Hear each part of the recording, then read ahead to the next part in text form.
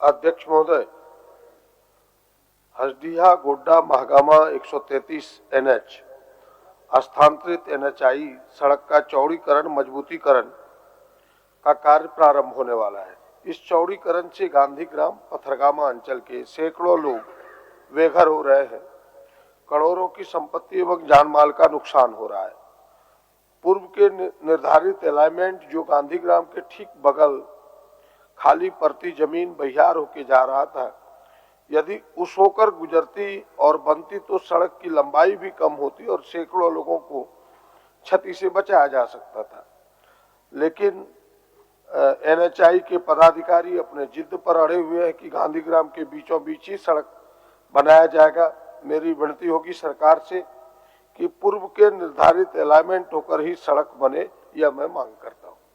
कर रहा है प्रवर समिति में भेज दिया जाए। सदन में जब आ गया अध्यक्ष महोदय, बस माननीय मंत्री जी बस मुझे इतना सेटिस्फाई कर दे, सदन को सेटिस्फाई कर दे कि 75% आरक्षण का जो लाभ है युवाओं को मिलेगा निजी विश्वविद्यालय में जो स्थापना होने वाली है।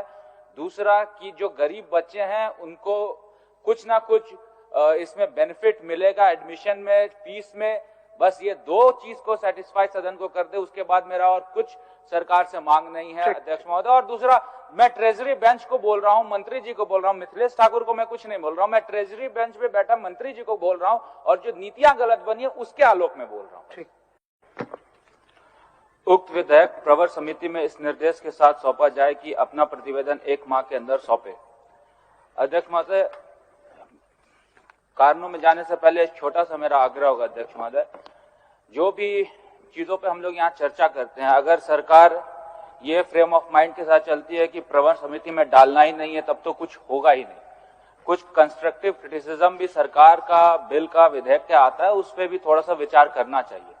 याद होगा कि हम लोग मॉब लिंचिंग में मैंने ही कहा था कि दो से अधिक व्यक्ति का अर्थ क्या है। डिस्कशन भी हुआ था, सरकार ने नहीं माना, उसको राज्यपाल ने लौटा दिया। अभी नई नियुक्ति नियमावली बनी, सदन के अंदर हम लोगों ने कहा 14-15 का उल्लंघन है, सरकार ने उस बात पे विचार नहीं किया, कोर्ट ने रद्द कर दिया। इसीलिए मुझे ऐसा लगता है और विनोद जी की बात से मैं सहमत हूं कि विधायिका तभी मजबूत होगी जब इन सब चीजों पे हम लोग चर्चा करें और एक एक्सेप्टेबिलिटी बने कि जो सकारात्मक चीज है उसको प्रवर समिति में डाला जाए। कारण बहुत है अध्यक्ष महोदय।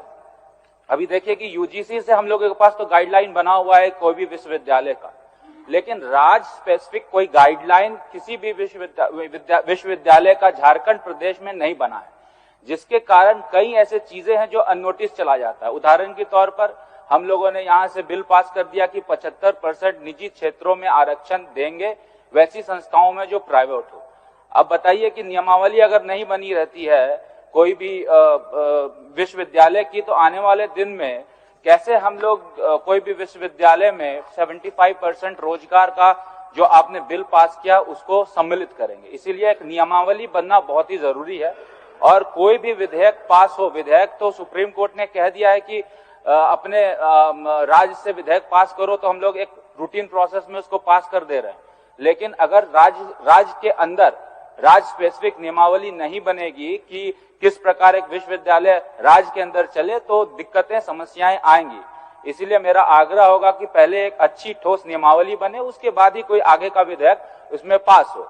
75% बिल की आरक्षण की जो मैंने बात की, या तो आप इस बिल में इसको मेंशन कर दीजिए कि कल की डेट में जब इस विश्वविद्यालय की स्थापना होगी तो 75% स्थानीय युवाओं को इसमें नौकरी मिलेगा। अन्यथा आप एक नियमावली बना दीजिए और नियमावली के अकॉर्डिंग जो क्राइटेरिया है, जो राज्य की बाध्यता है, उसका हम लोग फिर अनुपालन विश्वविद्यालय से आने वाले समय में करा सके। इसलिए दोनों बातें जरूरी है अध्यक्ष महोदय।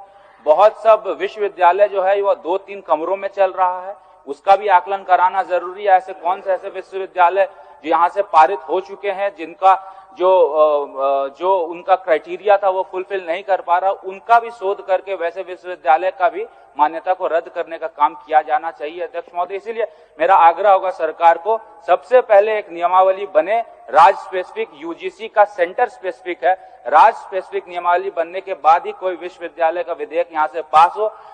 जो सरकार, जो राज्य का रिक्वायरमेंट है 75% आरक्षण हो या रोस्टर में आरक्षण का प्रावधान हो, वैसे चीजों को नियमावली में सम्मिलित करे और आने वाले दिन में जो भी विश्वविद्यालय यहाँ पे स्थापित हो सारे नियमों का वो पालन करे। इसी मंतव्य के साथ मैं आग्रह करूंगा कि इस बिल को प्रवर समिति में भेजा जाए विचार के लिए। इसे प्रवर समिति में भेजने की मांग रखी है और प्रथम दृष्टया हमें भी ये लग रहा है कि इसमें कहीं कुछ त्रुटियां हैं, इसलिए इस विधेयक को हम वापस लेते हैं। और एक इनकी जिज्ञासा थी हमारे भाई अमित मंडल जी की कि क्या इसमें जो विश्वविद्यालय की स्थापना की जा रही है उसमें 75% स्थानीय लोगों को नियोजित किया जाएगा या नहीं, या यहाँ के जो एसटी छात्र हैं, यहाँ के जो ओबीसी है, यहाँ के जो एससी हैं, यहाँ के जो इकोनॉमिकली वीकर सेक्शन है, उनको इसमें कुछ छूट मिलेगी नहीं। तो मैंने आश्वस्त कराना चाहता हूँ कि जितने भी विश्वविद्यालय स्थापित होंगे उनमें ये सारे मापदंडों को पूरा किया जाएगा। ऐसे हम वापस लेते हैं। बहुत बहुत धन्यवाद। ये तो यह विधेयक वापस हुआ, ये निश्चित रूप से सदन के लिए एक ऐतिहासिक पल हुआ कि आप तमाम माननीय सदस्यों के संशोधन और सुझाव के पक्ष में भार साधक मंत्री उच्च शिक्षा इस विधेयक को वापस लिया।